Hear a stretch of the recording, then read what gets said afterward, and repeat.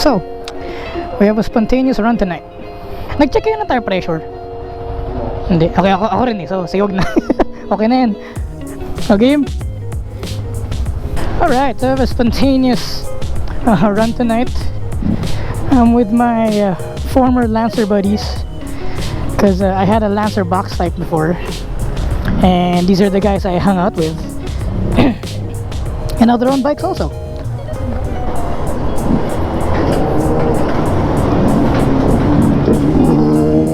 Yun!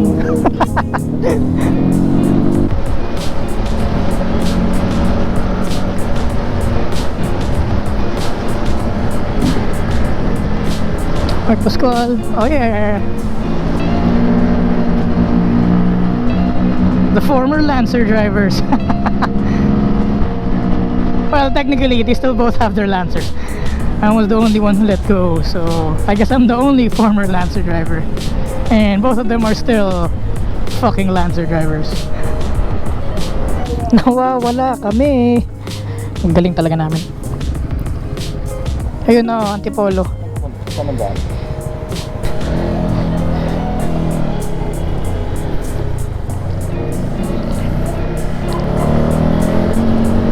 Oh, this road looks new.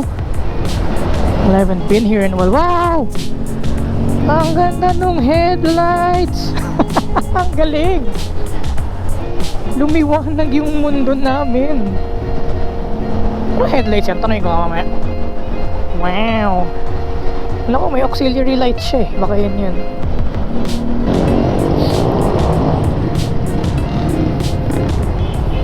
And di pa magaling sa parking. Grabe! Liwanag nung headlight mo kanina. Pag high beam mo parang, oh shit. Lumiwanag ang mundo natin. At anong brand ulit yan? Atom. Lakas. Ito yun, ang kanyang headlights. Lakas. I'll look into that. I want those two.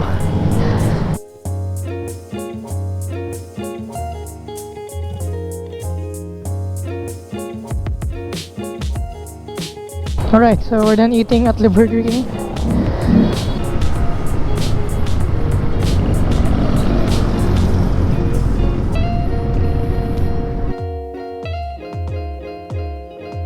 So, we have agreed to bike swap. Oh yeah. Joe's gonna try my CB150 and I'll go try out his R15 version 2. This should be interesting.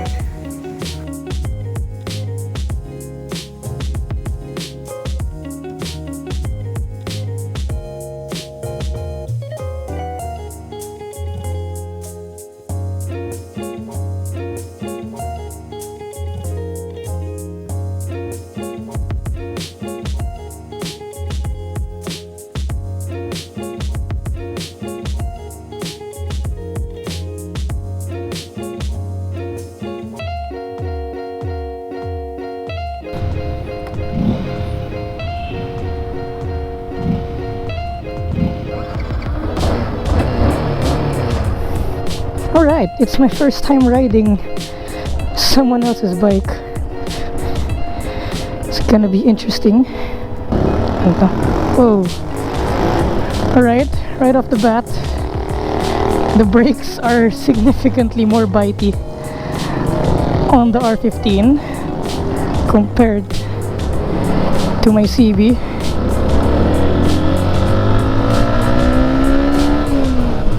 I think my CB also has more low RPM power, but this though, once it revs out, pulls harder. Yeah. The riding position is really aggressive also, because I am hunched forward more. Welcome to the CB150 rider reviews of version 2 R15. Oh damn, this thing turns. You just counter steer a bit and the bike leans agad. Whoa. it's significantly more flickable than my CB150. So I guess this is the confidence that I saw kay Joe kanina when I was watching him ride, when I was behind him. Parang confident niya mag-lean. And that's because this bike just wants to lean talaga.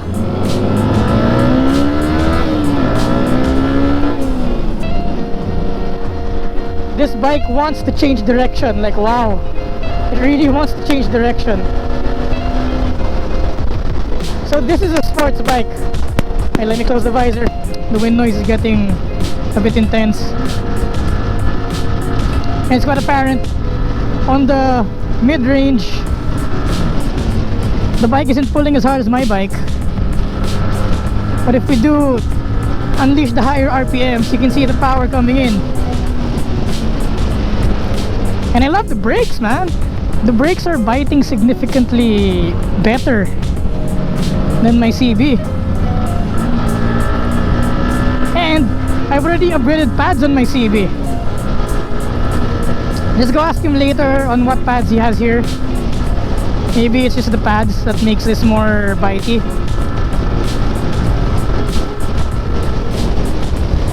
Okay, another note. My neck sort of hurts because I'm looking up more compared to the more relaxed pose of the CB150. And my arms, I can feel my arms, they're straining a bit. They're already starting to ngalay.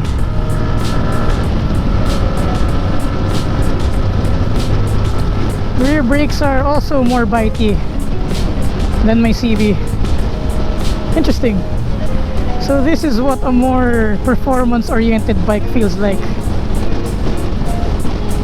Because I do feel the performance.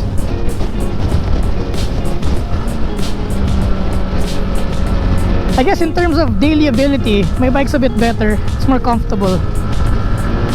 But man, throw a corner in front of this bike, wow. This thing just wants to turn. Here, let's see. I don't even need to lean. It just turns, my god. Wow. So this is a sharp bike.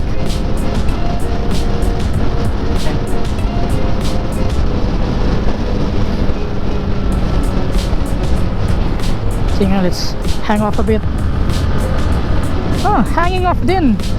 Sort of feels more natural on this bike. My leg catches on the tank quite well. Yeah, there we go again with the lack of low-end power. But that's to be expected of an engine that's tuned for higher RPMs.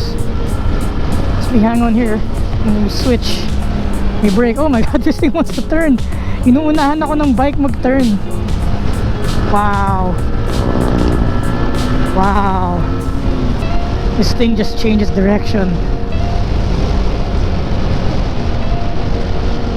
The bike, when I assume the position of turning with my body weight, shifting my butt off the seat, the bike already wants to turn, and I'm the one keeping it from turning with the handlebars. Like I'm literally leaning to the left just so that I don't turn right yet. There, oh my god, see, this thing just turns. Brake a bit. Ah, my legs are kind of tired. Yeah, this position is mas nakakapagod nga, pero it is more rewarding. Wow, I need to work out more. This position is already taking its toll on me. My legs are tired trying to hang off.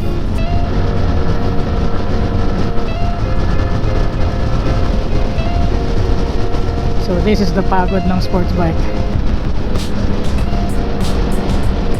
But overall, it's not a hard bike to ride because straight from my CB, this is my first time riding another bike, and this is no problem. Oh my god, I think my body position is so bad. I'm used to having a bike that's more upright. Ooh, kuya.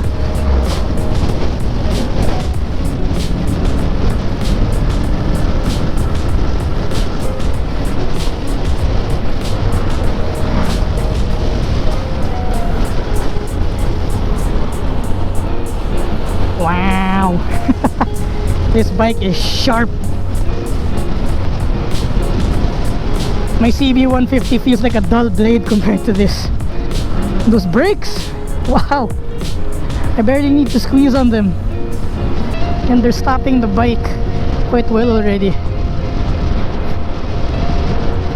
Pero grabe, how many minutes has it been? Pagod na ako. I am already tired. What the hell? The sport bike position is no laughing matter. It is quite nakakapagod. Huh, what else can I review about this bike? Well, I don't really know much about bikes yet, because again, I guess this is the second bike I've ever driven out on the public road. First one being the CB150. So I'm not really a reliable source for review right now, because I don't even know what a good bike should feel in the first place. Oh, my hands are getting sore. Come on, Albert, use your hips, use your legs, use your legs. Oh, vibration wise, I forgot to review. It's not bad, pretty good. I actually forgot that I need to review vibrations, because the vibrations of this bike didn't really bother me. It revs very well up to the red line, no problem. Yeah, there we go, we're green. Come on, cars, let's go.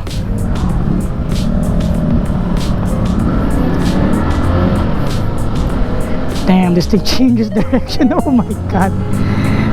And it just wants to lean on its own. And there's the power. There's the power. I was mentioning, on the top end it pulls, really pulls. Well, compared to my bike, I mean.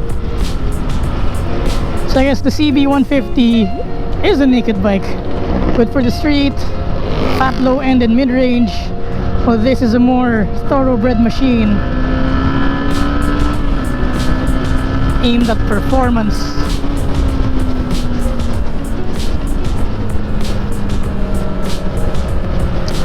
Right, I guess we're gonna end our swap soon. We agreed to just bike swap up to Marcos Highway, and here we are. So we're just looking for that shell that we'll stop at. This bike is like a surgical instrument that the doctor uses to do very complex and complicated surgeries with. Grabe, it wants to turn on its own. Konting ganun mo lang. Oh, oh. Ang gaan ng bike mo. Huh? Ang gaan, sobra. Power delivery niya eh. Ito ano, top end, no? Top end siya. Wala siyang low end eh. Wala siyang low end. So if you want some fun out of it, talagang bigay mo. Rev it up, no? Tsaka yung brakes. Naka-aftermarket ano ka ba? Naka-aftermarket pads ka ba? Bendix. Bendix? Or baka ano rin, yung leverage nung ano, mas mahaba to. Ay, mas mahaba yung ano. Ang gaan niya sobra. Pero nakapagod niya. Yeah. Ingat, thank you. Till next time. Alright, so taas nga nito. The CB150 is taller. I forget. I think I'm more at home with the R15 seat height wise, because I am short. Okay, now that we're back on our bike, mas magaan nga yung CB150 in a way. My bike does feel lighter, pero not how to explain this, kind of different, because his bike feels lighter in a sense that if you throw it in the corner, wala siyang imik, it just goes in talaga. Ito parang compared to that bike, there's a resistance when you want to lean. It doesn't lean as happily. Pero I get what he's saying, na parang mabigat nga rin yung R15, that the controls like feel heavy, pero since the bike is so responsive naman, you don't need that much input. So yung weight niya is sort of sulit din, because with the weight you could feel more from the bike. Yun nga, since the bike is sensitive, konting ganun mo lang, lean na agad. Ito diretso pa eh. Yung sa R15 lumiko na tayo eh. And the CB150 is significantly more comfortable. At least it has that going for it. I can stay in a lower rev range and it's giving me power. I don't need to rev the bejesus out of the CB150. But then again, I think that's really the construction of these bikes. They were really made to be like this. The CB150 is more of a street bike, street naked.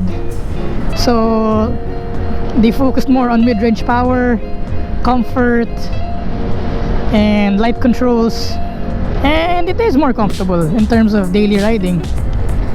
That though, the R15, as I've mentioned kanina pa, is like a precision instrument. Quite the precision instrument. It's a bit heavier, but then again, with some instruments, you do want weight, diba? Like I know some race car drivers take out power steering just so that they can feel more of the front tires when they're turning. I would compare that to this feeling also, that the R15, the controls are a bit heavy, but that's because it's so precise. It allows you to be more precise. And since I'm back here, I can also feel that the R15 was, I think, built for a bigger rider also, because when I lean like that at the back, my butt couldn't touch the rear pad thing yet that sports riders need to put their butt against when they're leaning. And the seat is a bit wider also on the R15. I don't know if I'm just more comfortable with this bike because, again, it's my bike.